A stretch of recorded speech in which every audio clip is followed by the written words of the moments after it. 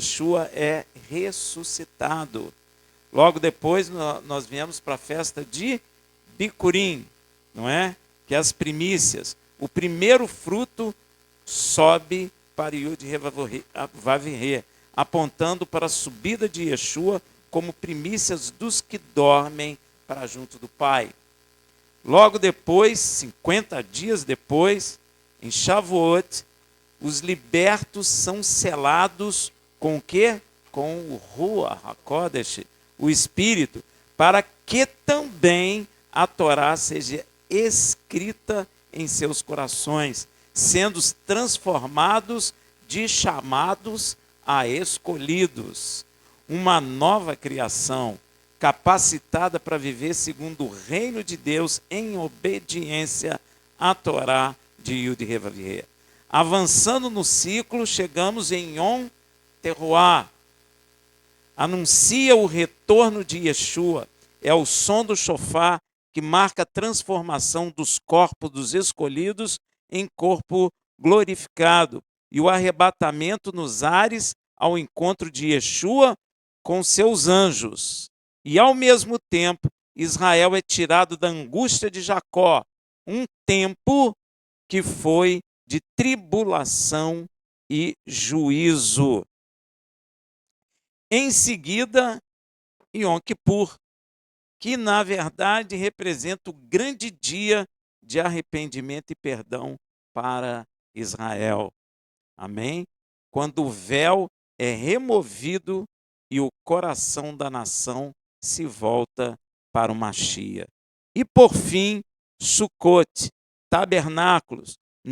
Nós vamos tabernacular na natureza divina, não é? Por isso veremos a face dele como ele é, não é? Habitando com a presença física de Yeshua em Jerusalém. Apesar das pessoas não pensarem muito nisso, né? Mas essa é a verdade. Tu vai morar em Israel. E o ciclo se renova, voltando à peça, agora não mais como libertos, mas como noiva, celebrando as bodas do Cordeiro, a união eterna entre Mashiach e seu povo. Amém? Eu fiz aqui um resumo para que você entenda o que você está vivendo, porque hoje estamos em Yom Kippur. E eu quero deixar claro uma coisa para vocês. Esse ciclo festivo acontece individualmente com cada um de nós, acontece com o povo e vai acontecer com o mundo inteiro. Amém? Então precisa ter entendimento disso. E hoje estamos em Yom Kippur. Está escrito lá em Levítico assim, 23, de 26 a 27, disse mais o Senhor a Moisés: ora, o 10º dia desse 7º mês de Tisrei será dia de expiação, Yom Kippur, dia Kippur, né? Dia de expiação. Tereis santa convocação e afligirei as vossas... Você está fazendo? É jejum, né? Afligir a alma. Interessante, né? Você para de comer, mas quem é afligido é a... Sabe por quê? Tu fica inquieto, não fica? A alma fica agitada, a alma fica querendo comer e você fica dizendo para ela o quê? Não, aquietai, ó minha alma, não é? Então a alma fica aflita. E oferecerei oferta queimada ao Senhor. Nesse dia não farei trabalho algum, porque é dia da expiação por vós perante o Senhor vosso. Yud Vav. Então a expressão hebraica Yom Kippur é traduzida literalmente por dia da expiação, onde Yom significa dia, Yom, dia, não é? E Kippur significa expiação. Mas alguns perguntam assim, se a expressão significa dia de expiação, por que é comumente traduzida por dia do perdão? É verdade? As pessoas falam que hoje é o dia do perdão, que é uma boa pergunta essa. Acontece que a palavra Kippur vem da raiz verbal kapar, que significa cobrir, não é? Então, este termo cobrir expressa a ação misericordiosa de Yud-Heh-Vav-Heh em ocultar ou cobrir o pecado do povo, para que ele não o destrua. Lembra que ele falou para Moisés? Moisés, vamos fazer o seguinte, deixa eu destruir esse povo. Mas por que Deus fala com Moisés, deixa eu destruir, se Deus, se ele quisesse, ele destruiria? Não é? Amém? Porque ele colocou Moisés com quê? Com 2 chifres. E esses 2 chifres são a autoridade do macho e da fêmea, do homem, sobre a face da terra, que foi tomada pelo diabo. Mas Deus entregou a Moisés. Então, a autoridade na terra, naquele período, em toda a terra, era Moisés. Sabia disso?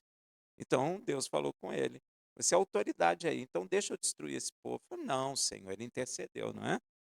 Hein? Então, Deus falou, então tá bom, eu não vou destruir ele não. Mas também, Senhor, se tu não for conosco, nem nos envia. Aí o que Deus fala? Hein?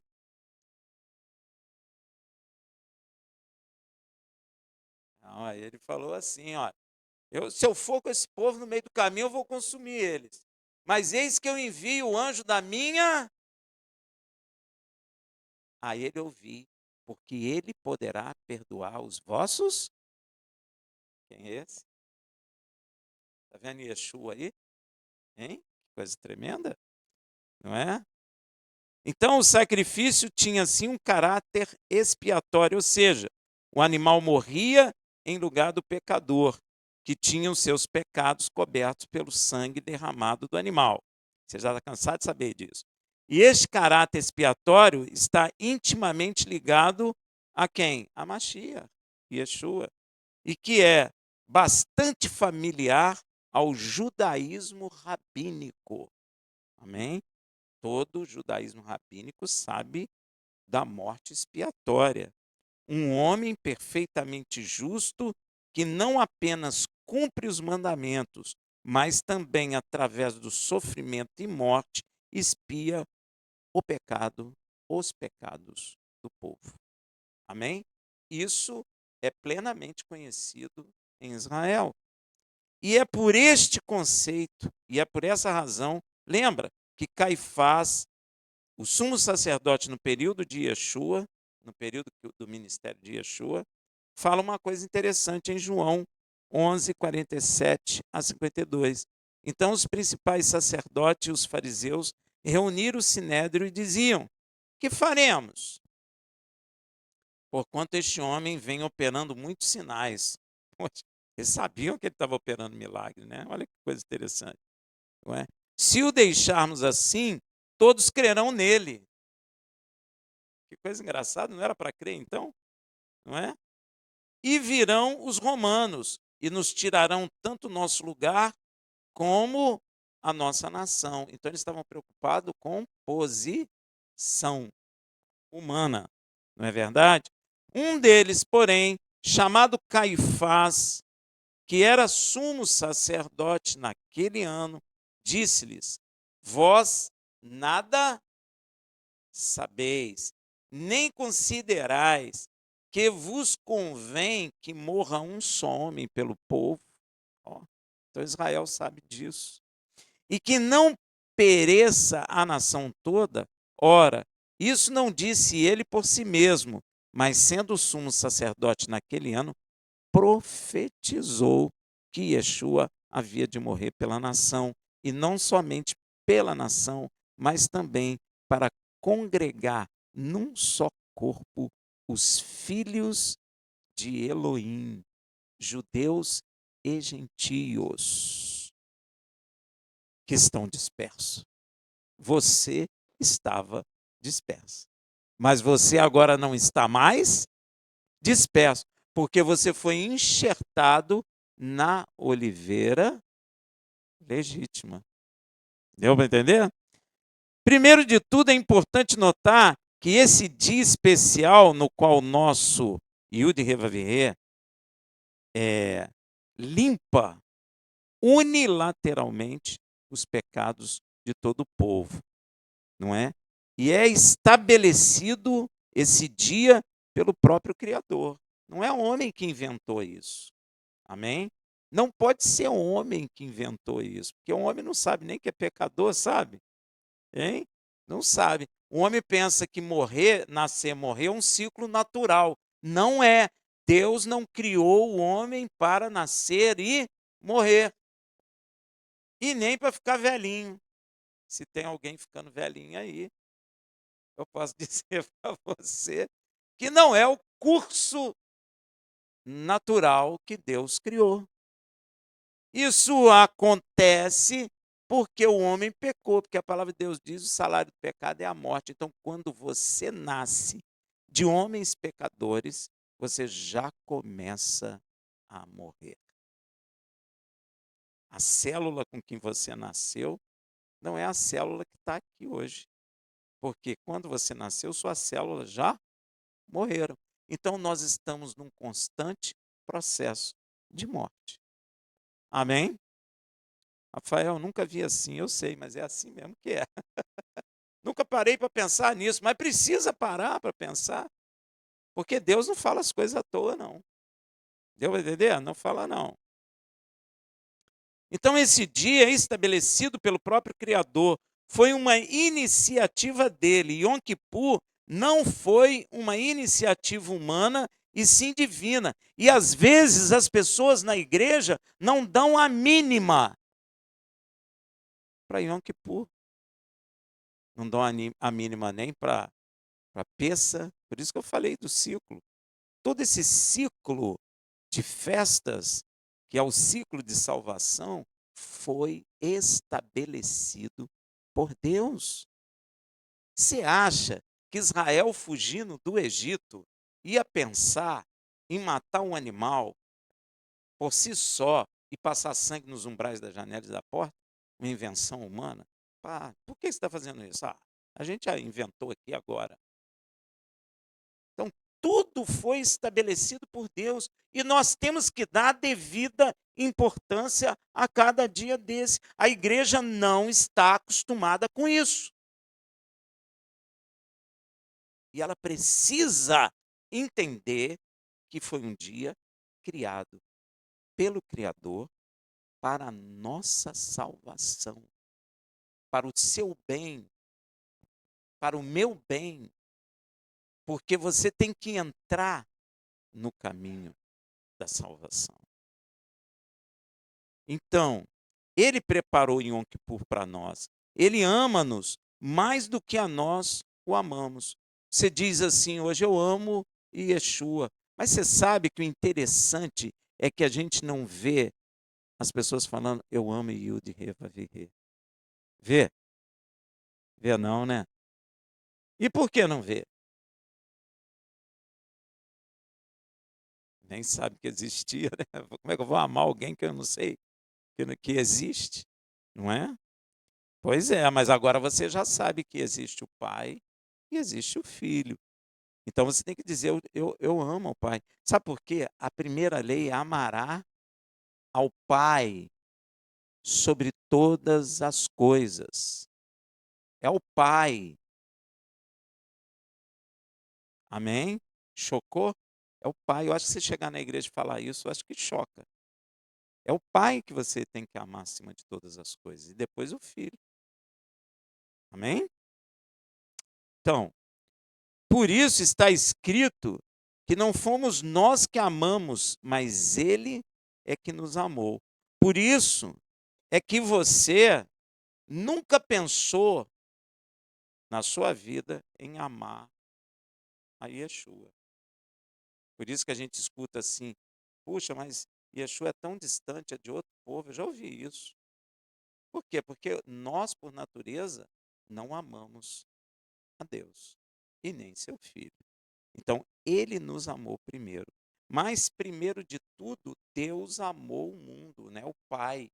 O Pai amou o mundo de tal maneira que entregou o seu único Filho para que todo aquele que nele crê não pereça, mas tenha a vida eterna. Tu crê? Então tu não vai perecer. Está com medo? Não vai perecer. Então, sempre foi assim e sempre será. Yom Kippur é o próprio instrumento de Yud Revavirê para restaurar o relacionamento entre ele, um Deus vivo e santo, e um homem que ele amou, morto e pecador. Olha que coisa. Como é que ama alguém morto e pecador? Do mesmo modo, foi Yud Revavirê que tomou a iniciativa de enviar seu filho para morrer por nós, enquanto nós éramos ainda mortos em nossos delitos e nossos pecados. Porque quando Yeshua morreu, o ser humano estava no lamaçal do pecado, tanto Israel quanto todos os povos. E antes da gente conhecer Yeshua, você estava onde? No lamaçal do pecado, né? Mas ele te amou. Ele te amou. Às vezes você fica se sentindo tão sozinho, mas ele te amou. Amém? Guarda isso. Yud Revavirê instituiu, marcou um dia em que ele pudesse reconciliar-se com o seu povo, o dia em que um homem retornaria a ele, o dia de Yom Kippur. Essa é a esperança do Pai, que em Yom Kippur encontre muitos, mas muitos homens e mulheres saídos da alva, livres do pecado, com coração purificado e santo, cheio de gozo e com corpo transformado. Deus não quer só um, Deus não quer só dois, Deus não quer só Israel, Deus quer você também. Você deve dizer, mas euzinho? Sim, vocêzinho. Talvez ninguém dê nada para você, mas o Criador deu seu Filho por amor a você. Ele te quer. Ele quer que você entenda. Ele quer que você entre no dia de Yom Kippur. Ele quer que você se regozije, se alegre. Ele quer transformar o seu homem interior. Ele quer tirar a fraqueza interior que o pecado gerou em você, em mim, a ferida, o sentimento de rejeição. Ele quer te deixar pleno. Ele quer te deixar forte. Eu não sei se vocês já tiveram experiência quando vocês estão jejuando, parece que você vai ficando grande, não parece? Hein? Já teve essa sensação? Esse é um homem interior. Ele quer o teu homem interior forte. E quando o inimigo de nossas almas vê isso, ele te vê grande espiritualmente e nós ficamos ousados, como Davi ficou. É por isso que Davi ficou ousado. Porque o Senhor encheu o coração dele de força, de alegria, de poder e de esperança. Todos nós, quando ficamos cheios de alegria, de poder, nós ficamos fortes, nós ficamos alegres, nós sustentamos os mais fracos, é ou não é? Hein? Isso é bom demais. Deus quer você assim, o qual, em última instância, é fruto de um sacrifício em um altar, que é a cruz de Yeshua. Na realidade, eu tive meditando nisso, a cruz de Yeshua é um altar de sacrifício. Amém? Ali derramou o sangue do Cordeiro, naquele altar. Já entendido o conceito de expiação, podemos notar que Yom Kippur é possível por causa do sacrifício de Yeshua. Então, Yom Kippur é extremamente importante para Israel e para a igreja. Porque Yom Kippur, meu irmão, é onde haverá um grande arrependimento nacional em Israel. Mas eu pergunto a você, onde que você está enxertado? Em Israel. Então você vai fazer parte disso. para que se cumpra o que está escrito em Oséias 1:10. Lembra? Vou memorizar você. Oséias 1:10 diz: Eis que juntarei, é mais ou menos isso, Israel e Judá, e eles serão um só. E aqueles que não eram povo, e agora são povo, estarão juntos. E que mais? Eles vão escolher um só chefe. Está escrito aí? Um só? Cadê? Ah, não, eu errei. Então não é Oséias 1:10. Descerá, sois meu povo. Ah, é isso sim. Que no lugar onde se lhes dizia, vós não sois meu povo, diz já, vós sois meu povo. Depois tem o texto que fala que eles vão se juntar e buscarão um só cabeça. Que cabeça é esse? Yeshua HaMashiach. Yeshua HaMashiach sobre Israel, Judá e o povo que não era povo.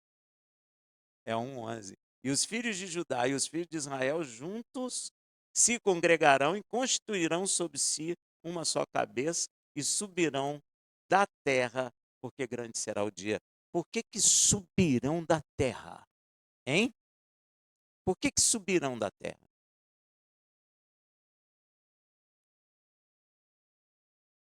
Na Bíblia não tem nada. Não, subirão da terra. O arrebatamento, meu irmão. É um arrebatamento. Entende? Ou seja, seremos transformados, encontraremos com Yeshua nos ares, descer, e com os anjos, porque vai haver um silêncio no céu. Porque Yeshua descerá com todos os anjos, todos. Vai ficar barulho de gota pingando lá no céu. Tem, tem, tem. Porque os anjos fazem barulho. E vai haver um silêncio no céu quando Yeshua descer. Amém? Glória a Deus. Então vai vendo. Então Yom Kippur é extremamente importante para Israel e igreja. Se observarmos com atenção o que nosso Criador fala sobre Kippur, veremos com certeza que essa festa é fruto do sacrifício de Yeshua, pois não se podia entrar em todo o tempo no lugar santo onde nosso Criador se manifestava na nuvem sobre o propiciatório, sob pena de morte. Havia um impedimento entre nós e o Criador. E este impedimento entre o homem e o seu Criador era claramente mostrado, porque havia o lugar santo separado por um véu do lugar santíssimo, onde Yud-Heh-Vav-Heh se manifestava. Então, Deus é fogo consumidor. Se nós entrássemos na presença dele, ele iria nos consumir. Deus muda? Não muda. Ele continua a ser fogo consumidor? Então presta atenção. A graça, ela veio para que eu seja transformado. Entre na presença do fogo consumidor e não seja consumido. Deu para entender? Porque o fogo continua a queimar. Porque ele é fogo consumidor e ele não muda. Então quem tem que mudar, ele ou nós? Nós. Senão seremos consumidos. Deu para entender?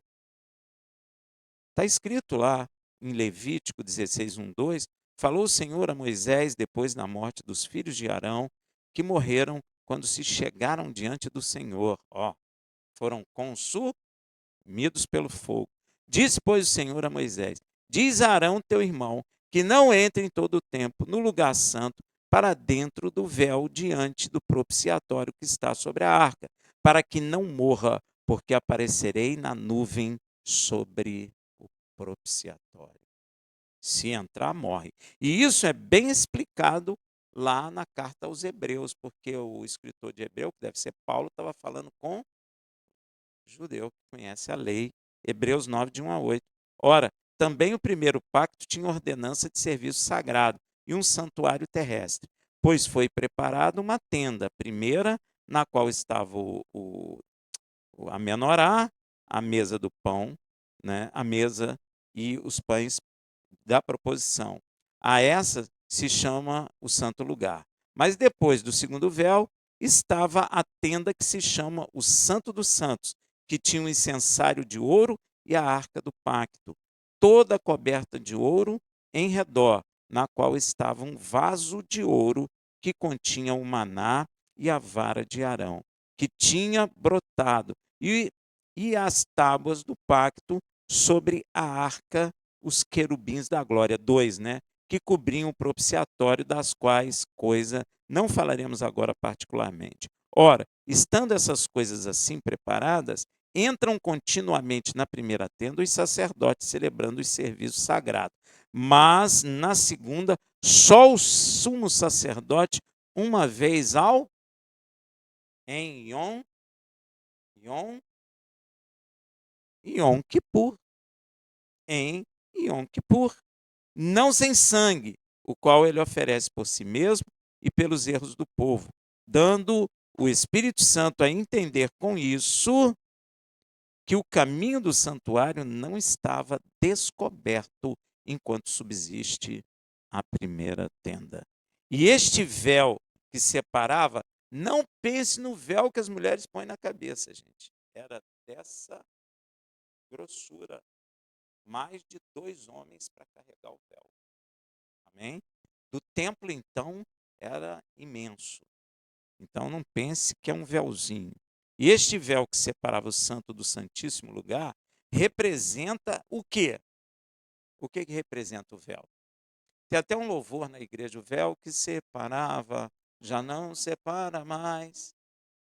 E a luz que outrora apagada, agora brilha e cada dia brilha mais, só para te adorar e fazer teu nome grande. Amém? Que é devido. Então, o que representa esse véu? A carne do homem, o corpo do homem, o corpo físico carnal, que efetivamente peca e tornou-se um impedimento de nos relacionarmos com o Criador. Daí a razão do nosso Pai Celestial dar o sangue para expiação, pois é o sangue que sustenta a vida na carne. E a carne, cheia de pecado, impede que nos relacionemos com o Senhor. Então, o sangue tem que ser o quê? Derramado. Para acontecer o quê? Para a carne morrer, ué. Matar a carne, é isso aí. Rafael, então eu vou me suicidar, aí você vai ser condenado. Porque quem mata a carne é o Pai e não você. Não é? Por isso o sangue é para expiação pelas nossas almas, porque se mata a carne, minha alma fica, minha alma fica livre. Deu para entender? Gente, vocês entenderam? A carne morre, faz expiação, por isso que o sangue faz expiação pelas nossas almas. Porque o sangue é derramado, a carne morre, nossa alma fica livre. Levítico 17:11. Porque a vida da carne está no sangue, pelo que eu vou-lo tenho dado sobre o altar, para fazer expiação pelas vossas almas, porquanto é o sangue que faz expiação em virtude da vida. Olha que coisa interessante, a carne morre para que tua alma viva. Derrama o sangue, a carne então morre e nossa alma vive. Veja o que Yeshua fala na última festa de Pessa, em Mateus 26, 27 a 28. E tomando um cálice, rendeu graças e deu-lhe dizendo, bebei dele todos, pois isso é o meu sangue, o sangue do pacto, o qual é derramado por muitos para a remissão, ou seja, expiação dos pecados. Quando então Yeshua é morto no madeiro, o impedimento de chegarmos ao Pai é imediatamente tirado. Veja em Lucas 23, 44, 46. Não vai ser tirado, foi tirado. E você precisa ter essa consciência dentro do seu coração. Entende? O impedimento não existe mais. Tem muita gente dentro da igreja que vive como se tivesse um impedimento. Antes era proibido entrar no Santo do Santo. Agora você vai ver o que vai acontecer. Vamos lá em Lucas. Era já quase a hora sexta e houve trevas em toda a terra até a hora nona, pois o sol se escurecera e rasgou-se ao meio o véu do santuário. E Yeshua, clamando com grande voz, disse: Pai, nas tuas mãos entrego o meu espírito. E havendo dito isso, expirou, morreu. No passado, Yud Revavirê diz para Moisés: Diz a Arão teu irmão que não entre em todo o tempo no lugar santo, para dentro do véu, diante do propiciatório que está sobre a arca, para que não morra. Se entrasse, a pena era morte. Agora, com o derramamento do sangue de Yeshua, consequente e consequente morte da carne, é tirado o véu, ou seja, o impedimento de estarmos onde Yud Revavirê se manifesta como fogo consumidor. Inclusive, a lei foi enfraquecida por causa da carne. É por isso que as pessoas não gostam de obedecer à lei.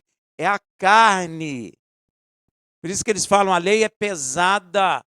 Aí eles querem um evangelho sem lei, ou seja, um evangelho com a carne, que não aguenta a lei de Deus, sem a lei.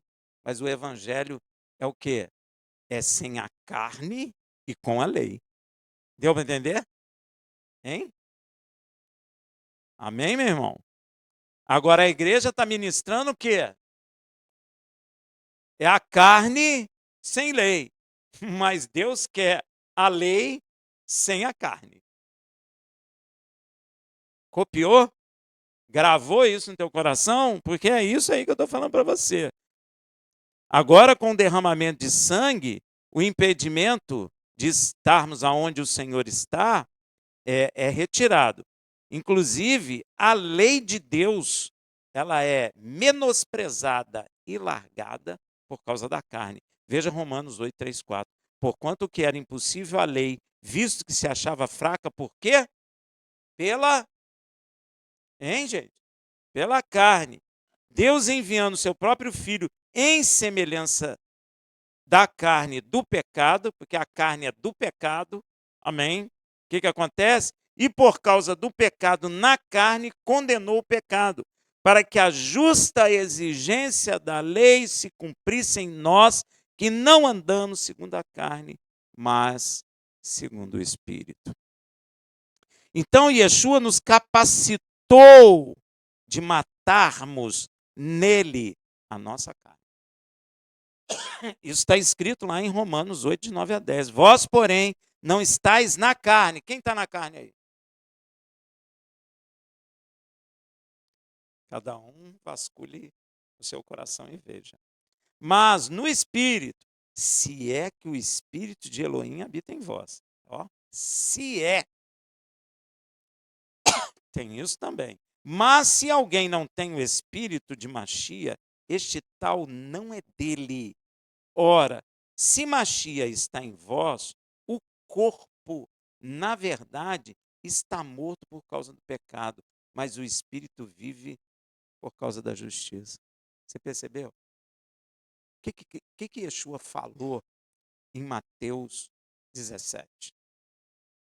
Ou antes? Ele falou assim, não. Ele falou assim, o Pai em mim e eu em vós. É por isso que está escrito aqui, ó. Se Yeshua habita em mim, o meu corpo está morto por causa do pecado. E meu espírito vive para a glória de Deus. Então Yeshua tem que estar em mim, porque aí ele aplica a morte no madeiro na minha carne. Rafael, vou sentir eu morrer? Meu irmão, você supera os desejos da carne. Você supera. Isso é mortificar a carne. Você supera os desejos carnais exacerbados. você mata a carne, porque Yeshua está em nós. Percebeu? E se a nossa carne está morta, e era ela que impedia de entrarmos na presença do Criador, o impedimento então é removido definitivamente. Agora, o Santíssimo Lugar está aberto para você, meu irmão, que em Yeshua, com Yeshua em ti, matou a obra da carne. E diferente do que Yud Revavirê disse a Arão, para não entrar em todo o tempo no lugar santíssimo por pena de morte, agora com o impedimento removido, a palavra de Yud Revavirê nos aconselha diferente. Ou seja, ele agora nos estimula a entrarmos com ousadia na presença de Yud Revavirê no lugar santíssimo. Olha que diferença. Antes ele falou, não entre em todo tempo por pena de morrer. Só pode entrar o Cohen Gadol em Yom Kippur. Só ele. Mas só em Yom Kippur. Ele não podia chegar e dizer, eu quero entrar hoje, ou amanhã, ou depois de amanhã. Ele tinha que entrar somente em Yom Kippur. Data marcada, santificado, com vestes santas, com um derramamento de sangue. Só ele e mais. Tinha sininho nas bordas e amarrava uma corda na cintura, porque não sabia se ele ia ser consumido lá dentro. Porque se ele fosse consumido lá dentro, quem de nós iria lá dentro buscá-lo? Ele ia ficar lá mesmo. Ainda ia mandar saudações para ele. Fica aí. Ninguém ia tirar ele. Então eles botavam a corda para puxar. Agora mudou tudo. Agora mudou porque o cordeiro para ser sacrificado foi separado dentre os homens pelo próprio Criador. Escolhido a dedo, o seu filho. E foi colocado no altar. É a cruz. A cruz é o altar de sacrifício. E ele foi imolado. E o sangue dele foi derramado. E quando ele falou, Pai, a ti entrego o meu espírito, e expirou, o véu que separava já não separa mais. Foi na hora. Na hora. Não foi daqui 10 anos, daqui 20 anos, ou daqui a algum tempo. Foi na hora. Foi tirado o impedimento. E se ele está em mim, a minha carne está morta por causa do pecado, e nós podemos entrar na presença do Criador, que é fogo consumidor, e ele perdoar a multidão dos nossos pecados, e não consumir a nossa vida. Yom Kippur. A gente precisa conhecer essas coisas. Veja lá em Hebreus 10, 19 a 22. Tendo, pois, irmão, ousadia para entrarmos no Santíssimo Lugar pelo sangue de Yeshua, pelo caminho que ele nos inaugurou, caminho novo e vivo, através do véu. Presta atenção, gente, precisa ver. Olha só, não existe palavra nenhuma errada na Bíblia. A gente precisa prestar atenção nelas. Olha só, a Bíblia diz que o véu rasgou. Não diz? Aí, agora está permitido. Até Deus está falando para a gente ter ousadia e entrar. Mas a palavra fala que é através do véu. Que véu é esse, então?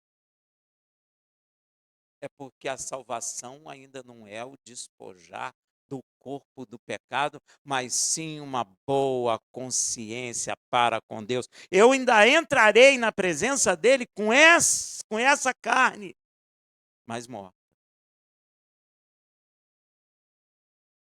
Através do véu, mas rasgado. Deu para entender? Com ousadia, pelo sangue que o Cordeiro derramou. Não existe na Bíblia a palavra à toa, ou papo furado, nada disso. Tudo que está na Bíblia Ainda que você olhe e não entenda, você precisa orar para vir a entender, porque aquilo ali tem fundamento, aquilo ali é uma verdade. E às vezes a gente não compreende, ou às vezes nem chama a nossa atenção, mas nós precisamos prestar atenção nisso, né? Então, através do véu, isto é, da carne, tá vendo? Ó? Através do véu. E tendo um Cohen Gadol sobre a casa de Yud Revaverê. Quem é o Cohen Gadol agora? Pela ordem de? E você é sacerdote? Pois é. Ela é levita? Faça o favor.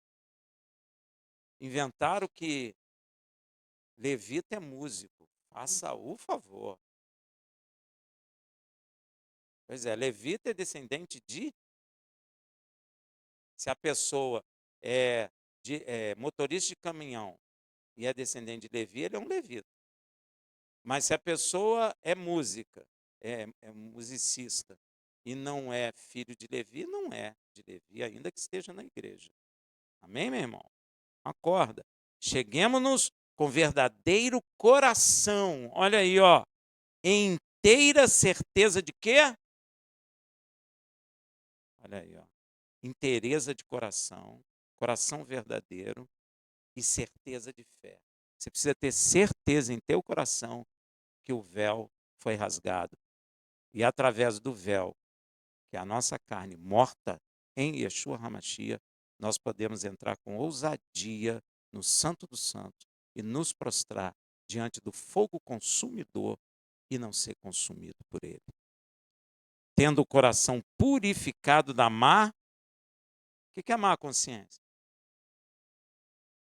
Hein? Não, mas isso tem que ter entendimento. Consciência, olha só. Você quer ver uma coisa? Só para você entender. Você vai e rouba uma coisa. Aí fica um negocinho na cabeça, assim, poxa, por que tu fez isso? Ou e aí a pessoa vai ter necessidade lá. Aí você vai dormir, você não dorme. Vira para a direita, fica igual um frango assado, vira para a esquerda. Enquanto você não devolve, você não sossega. Isso é a consciência. Deu para entender? Quando a consciência já está cauterizada pelo pecado, você rouba e fala assim, me dei bem. E vai embora. E não sente nada. Dorme tranquilo. A consciência já era. Meu irmão, esse é o pior estágio humano. É isso aí. Ué. Está com a consciência cauterizada, já era. Pessoa com consciência cauterizada vai ser condenada. Amém? É isso mesmo. E o corpo lavado com água limpa. Então ainda entraremos com esse corpo, só com que Yeshua em nós. Por isso meu corpo está morto por causa do pecado. Então eu ainda com esse corpo, através desse véu, eu posso entrar com ousadia no Santo dos Santos e estar na presença do Criador, em nome de Yeshua. Com ousadia de fé, com inteireza de coração. Para finalizar, precisamos entender que todo o processo de Yom Kippur é possível por causa da obra completa de Yeshua. E não foi fácil. Veja em Levítico 16, 3, 4. Com isso, entrará Arão no lugar santo, com um novilho para oferta pelo pecado e um carneiro para o holocausto. É assim que tinha que entrar. Ó. Vestirá ele a túnica sagrada de linho e terá as calças de linho sobre a sua carne, e cingir-se-á com um cinto de linho, e porá na cabeça a mitra de linho. Essas são as vestes sagradas. Por isso, banhará o seu corpo em água e as vestirá. É assim que tinha que entrar. Yeshua é apresentado no Apocalipse já vestido de suas vestes sagradas de Cohen Gadol. Sabia disso? Apesar das pessoas não saberem. Pois ele entrou no lugar santíssimo. E para entrar no lugar santíssimo tem que ter tudo aquilo ali. E ele fez tudo aquilo, não é? No céu. Ele também sacrificou também os 2 bodes, que fala em Levítico 16:5. E da congregação dos filhos de Israel tomará 2 para oferta pelo pecado e 1 carneiro para o holocausto. Estes 2 bodes representam a totalidade da obra de Yeshua, viu, meu irmão? Amém? É a representação da obra de Yeshua na terra. E Yeshua também é o carneiro para o holocausto. Por isso, Yeshua, ele congrega todo o sacrifício nele, e ele é aquele que tem capacidade de salvar Israel e todo aquele de todas as nações que querem ser salvos. Ele tem poder para fazer isso, porque ele é os 2 bodes e o cordeiro do sacrifício, né? Ele unificou esses sacrifícios todos, amém?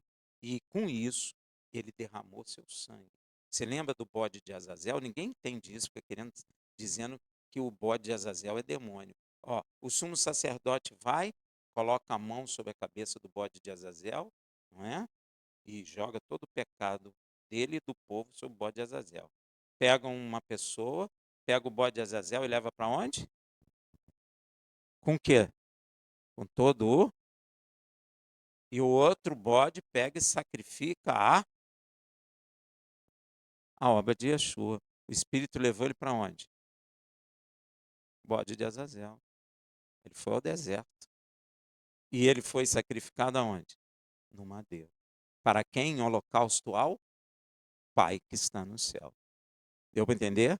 Então, na realidade, ele unifica todos esses sacrifícios nele. Tá bom?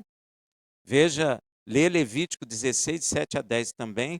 Tomará os 2 bodes e os porá perante o Senhor à porta da tenda da revelação. E Arão lançará sorte sobre os 2 bodes. Aí, lança sorte. Não é? Os bodes são iguais, aí lança sorte. Uma pelo Senhor e a outra por Azazel. Então apresentará o bode sobre o qual cair a sorte pelo Senhor e o oferecerá como oferta pelo pecado. Aí, ó. Mas o bode sobre o que cair a sorte para Azazel será posto vivo perante o Senhor para fazer expiação com ele, a fim de enviá-lo ao deserto para Azazel. Aí, ó. Leva o pecado para o deserto. Amém? O bode para o Senhor era sacrificado como oferta pelo pecado, e Yeshua foi sacrificado pelo pecado de toda a humanidade, né? E o bode que era de Azazel, Arão impunha suas mãos sobre sua cabeça, transferindo o pecado dele de todo o povo, e este bode era lançado no deserto vivo. E Yeshua leva sobre si as nossas dores, as nossas transgressões, e também ele foi levado ao deserto. O sacrifício de Yeshua é que proporciona a possibilidade de Yom Kippur, inclusive e principalmente para Israel. Amém? Com isso, podemos dizer com certeza absoluta, o sacrifício de Yeshua proporcionou o nosso Kippur, né? Gimar Hatimat Tová, que você possa ser selado ou escrito no livro da vida do Cordeiro para o seu próprio bem. Beshem Yeshua HaMashiach. Amém.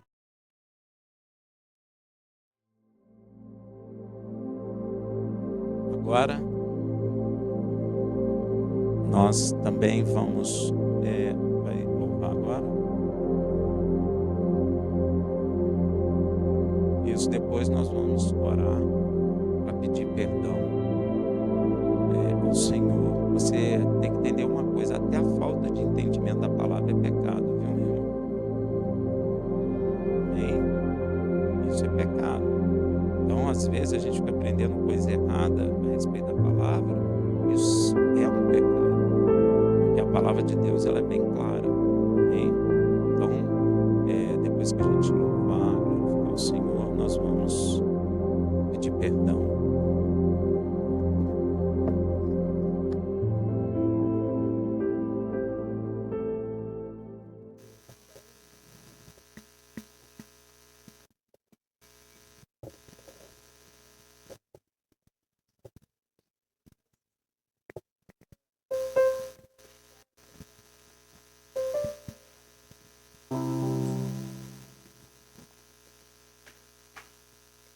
Existe uma oração no Sidur que se chama Vidui, que significa confissão. Nós vamos